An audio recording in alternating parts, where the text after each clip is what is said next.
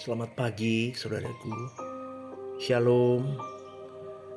Pagi hari ini 11 Juni 2024. Renungan The Message dengan tema layak. Banyak orang yang tidak layak untuk dibela Tuhan, saudaraku. Karena tidak semua akan dibela Tuhan. Karena syarat orang yang dibela Tuhan haruslah membela Tuhan. Tuhan membela orang yang membela dirinya. Bagaimana mungkin orang yang hidup untuk diri sendiri, egois, kejam, pelit, lalu minta dibela oleh Tuhan? Sebab berarti ia menguasai Tuhan. Seakan-akan Tuhan yang melayani dia. Pertanyaannya begini, orang seperti itu hidup untuk siapa? Tuhan tidak menghendaki hal itu terjadi di dalam hidup kita, orang yang mengerti kebenaran, saudaraku. Maka kalau kita sudah mengerti kebenaran, maka kita harus sungguh-sungguh mau melayani Tuhan. Karena hanya orang yang membela Tuhan yang akan dibela oleh Tuhan. Sebaliknya orang yang tidak membela Tuhan pasti tidak layak dibela oleh Tuhan. Jadi saudaraku, kalau kita membawa masalah hidup kita kepada Tuhan, Tuhan pasti membela. Asalkan kita tidak hidup untuk diri kita sendiri. Kau tidak hidup untuk kesenanganmu sendiri. Tapi untuk orang-orang yang masih baru percaya kepada Tuhan, orang Kristen baru, Tuhan masih toleransi. Tetapi kalau orang-orang Kristen yang sudah dewasa, sudah berpuluh tahun jadi orang Kristen, sudah mengerti kebenaran yang murni, maka seharusnya tidak bisa lagi memanfaatkan Tuhan untuk kesenangan dirinya. Kita yang seharusnya membela Tuhan, maka Tuhan membela kita. Ini rahasia penting yang harus diketahui oleh orang percaya, saudaraku. Karena banyak orang yang tidak tahu bagaimana mestinya hidup di dalam pembelaan Tuhan itu. Mereka hidup suka-suka hati mereka. Lalu kalau mereka punya masalah, mereka baru datang kepada Tuhan. Mereka baru berseru kepada Tuhan, Tuhan tolong aku, bela aku. Saudaraku, bagaimana cara kita membela Tuhan? Caranya adalah dengan menyelamatkan jiwa-jiwa yang Tuhan kasihi. Kalau kita lihat hari ini ya saudaraku, kuasa gelap begitu bermanuver sangat hebat menguasai dunia. Dunia jadi kejam jahat.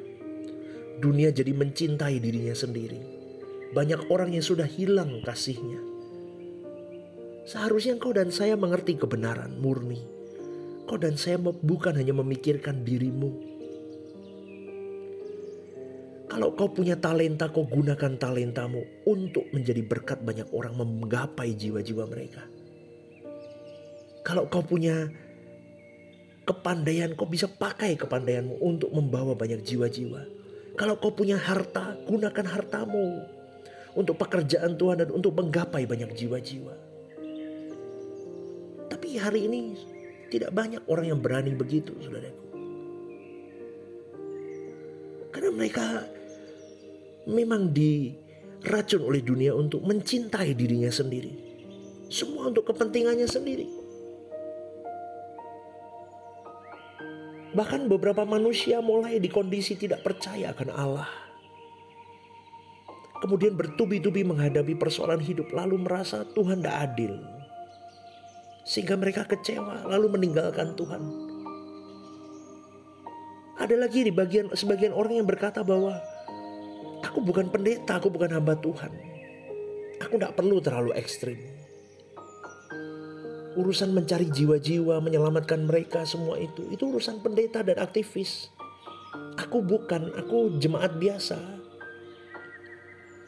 Saudaraku, ubah pola pikir itu. Kita mulai hari ini kita melihat, saudaraku, kalau ada orang-orang yang sudah tidak mau ke gereja, biasanya mereka adalah orang-orang yang unjuk perasaan. Mereka bisa berkata, nggak mau ke gereja percuma. Tuhan jahat kok sama aku. Padahal justru di sini Tuhan mau mengajar kita untuk belajar memiliki hidup yang benar. Maka dari kita yang mengerti suara kebenaran ini, lakukan kebenaran. Semua belongs to God. Semua yang kita miliki milik Tuhan, saudaraku. Kalau kita sudah mengerti kebenaran, berarti semuanya harus diprioritaskan untuk pekerjaan Tuhan dan jiwa-jiwa. Dan yang kedua, orang yang layak dibela Tuhan adalah orang yang menyenangkan Tuhan dalam segala perbuatan yang dilakukan. Malah sebenarnya kita tidak perlu minta tolong Tuhan, karena Tuhan tidak pernah membiarkan kita sebetulnya. Sebagaimana seperti orang tua kita tahu masalah yang kita hadapi, yang dihadapi oleh anak-anaknya. Belum cerita pun orang tua sudah tahu, saudaraku. Dan belum cerita pun orang tua sudah menawarkan bantuan. Jadi masalahnya, apakah hidup kita sudah menyenangkan Tuhan apa enggak? Itu aja, saudaraku. Kalau hidup kita menyenangkan Tuhan, maka tidak mungkin tidak Tuhan bela kita. Ingat, saudaraku, orang-orang Kristen yang dianiaya oleh Saulus. Ketika Saulus ke kota Damsyik, dia mau membantai orang percaya yang ada di sana. Tapi di tengah jalan Tuhan datang. Tuhan berkata kepada Saulus, "Saulus, Saulus, mengapa engkau menganiaya aku?" Saulus bertanya, "Siapa engkau?" Maka Yesus menjawab, "Aku Yesus yang kau aniaya." Jadi menganiaya orang percaya sama seperti menganiaya Tuhan, saudaraku. Itu merupakan bentuk pembelaan Tuhan bagi orang percaya. Maka jangan berhenti berseru kepada Tuhan. Ya, saudaraku. Poin yang ketiga, bagaimana cara kita membela Tuhan? Menjadikan Tuhan kebahagiaan kita satu-satunya. Sampai kita bisa berani berkata, "Tuhan, kalaupun masalahku tetap rumit seperti hari ini, aku tidak pernah meragukan dirimu. Dan aku tetap mencintai Engkau. Aku tetap menghormati Engkau." Kalau sampai begitu, saudaraku, Tuhan tidak mungkin tidak campur tangan. Tuhan tidak mungkin tidak ambil alih kehidupan kita. Tidak mungkin, saudaraku. Jadi ketika kita menjadi kekasih Tuhan, Tuhan pasti melindungi kita dengan istimewa. Ketika Tuhan kita hormati dengan layak, kita hargai, kita cintai, Allah pasti mencintai kita. Tahu gak, saudaraku, menjadi kekasih Tuhan itu luar biasa loh. Yuk, miliki keinginan itu aja yuk. Jadi kalau hari ini hidup kita rumit, seakan-akan penuh persoalan hidup, jangan ada yang ditakutkan ya. Jadi kalau sekarang kita menghadapi masalah-masalah besar atau orang-orang yang memusuhi kita, jauh lebih kuat, jauh lebih powerful, jauh lebih punya segalanya. Percayalah, saudaraku, jangan minder. Tuhan lebih besar dari segala-galanya. Dia lebih kuat dari segala-galanya. Jadi jangan takut, saudaraku. Kalau kita jadi kekasih Tuhan, Tuhan pasti bela kita. Tidak mungkin Tuhan membiarkan kita dipermalukan. Mari kita merasakan bagaimana pertolongan Tuhan yang luar biasa. Jadi sekarang kita harus belajar bergantung ke Tuhan.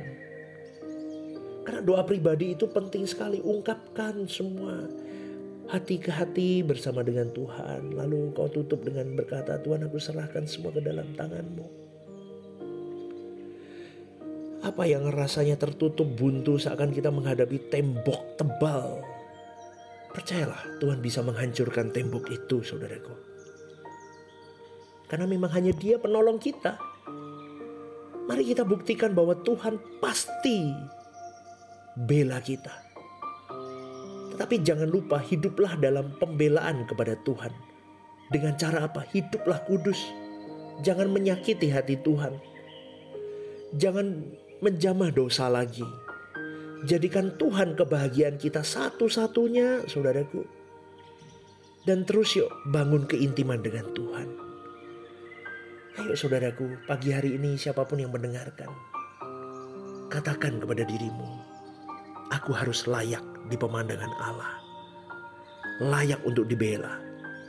Aku harus layak di pemandangan Allah. Layak untuk Tuhan mendekap kita.